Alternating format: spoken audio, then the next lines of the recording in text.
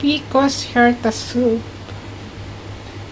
Ito ang mga ingredients niya guys at mga function and direction how to cook. Ayan. Hello guys! Welcome to my channel. So for today's video ay magluto tayo ng Picos Herta Soup. So ito ang ating mga ingredients.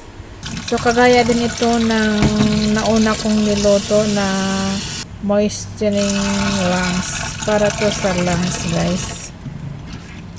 Ayan, kasi yung weather ngayon ay medyo mainit na malamig na, so madali nang tubuin or sipunin ang mga tao. So kailangan nating uminom nito para lumakas ang ating lungs. So nandito ang mga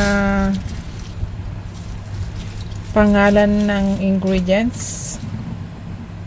So hugasan lang natin lahat guys at ibabad ng 20 minutes. So binili to ng amo ko, 1 pack na siya guys. So lahat naka na siya, naka prepare, just wash and soak and boil. So nagdagdag tayo ng pork bone at saka ginger. So ayan, ilagay na natin lahat guys ng mga ingredients.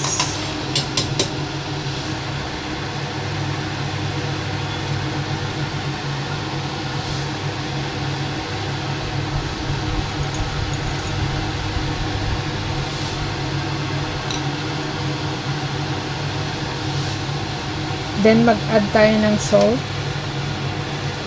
and boil natin ng 2 hours. Ang ginagawa ko guys ay niluluto ko muna ng 1.5 hours.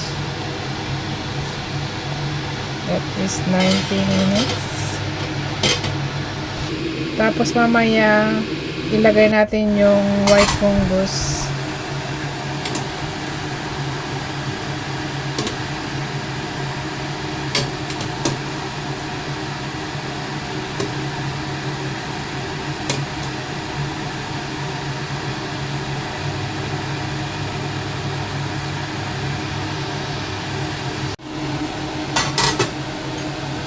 So yan, ilagay na natin yung ating white fungus. So madali lang kasing maluto tong white fungus. So ayan, pinahuli natin.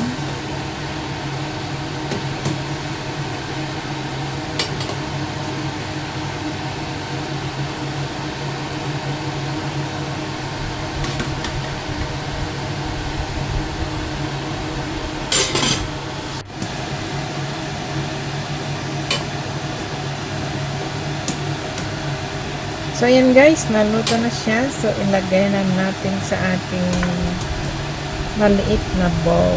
Thanks for watching. See you in my next vlog. Please like and subscribe. Bye bye.